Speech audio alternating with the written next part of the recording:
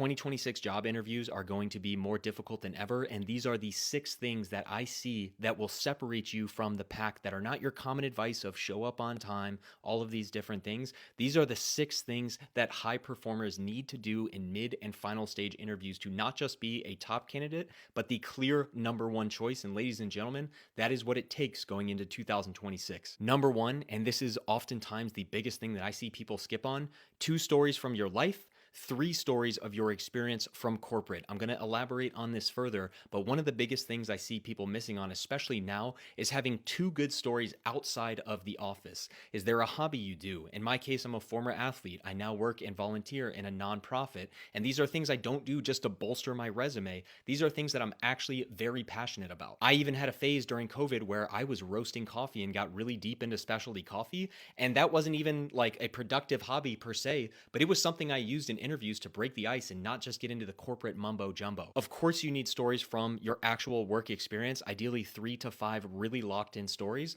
but a lot of people are almost afraid to talk about your outside of work stuff. And in my opinion now, that is a very unique differentiator. People don't remember me as that guy who was like, oh, really good. It's like, oh yeah, that guy was really good. And he has this like weird coffee habit. He seems like a cool dude. Number 2, this is a non-negotiable, and I know a lot of you are going to hate me for saying this, but you need to reach out to the hiring manager, and I'm going to give you an example of what an effective message actually looks like. 3 sentences max. Use ChatGPT to help you refine this so it doesn't come across as desperate, but 1 sentence about your background and the fact that you applied, another sentence about what you like specifically about that company and why you specifically would be a great fit, and then third, a simple ask for 15 minutes to see if it's a mutual fit. Very simple example. Hey Bob, I just applied to the open sales role at Oracle and wanted to reach out to you specifically given how well my background in technical customer-facing roles applies to the open job listing. Your own career has been exceptional at Oracle, and I know what an emphasis you put on developing talent into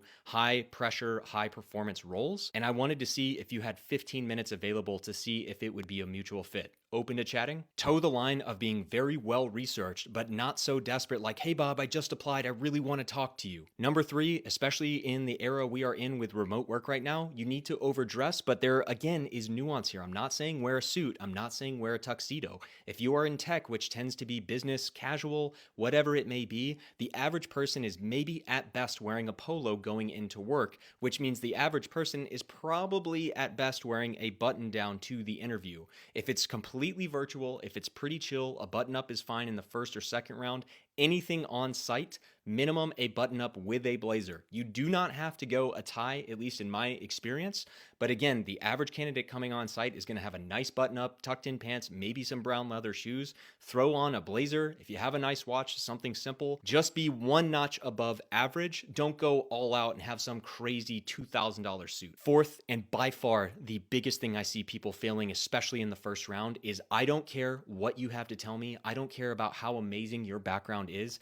Outside of a deep dive technical exercise in like a mid or final round interview, that is a completely different style. But if it's just a conversational interview with a recruiter or a manager, no initial answer of yours is ever going to be longer than 90 seconds. I see so many people trip up on this. They want to share their life story. They're afraid that they're going to miss a critical detail. And instead, if you actually answered your question correctly, you can make it very obvious and open to the recruiter or manager to ask more information. So it's not about saying, hey, I did this and I did this and I did this and that caused this and then I did this and then I did this. It's more to the effect of, hey, yeah, that's a great question. I'll try and condense it down into about maybe a minute and a half. If you have any other questions, I'm definitely happy to go deeper, but here's a quick overview of what I've done so far. Boom, 90 seconds in and out. You keep their attention and you make it clear that you want them to ask about some of the things in your background. And oh, guess what? You've now just guided the conversation. And if you prepare deeper responses and really well thought out things about your background, you can almost subconsciously guide them to ask the question you want them to ask. The 5th one, especially in mid and final stage interviews, this is where I see so many people across all backgrounds fail, is we all want to come in and talk about the things we've accomplished. We've all come in and we've probably spruced up our numbers if we're being honest. But the biggest thing that I see where people separate is if they have genuine stories about losses. Ideally 2 to 3. If you're in a sales role, that is obviously a deal that you lost. But if you're in engineering, did you miss a deadline? Did you build something incorrectly? Did you make a mistake, and how did you learn and recover from that over time? You don't have to end with, hey, and it was all sunshines and rainbows by the end.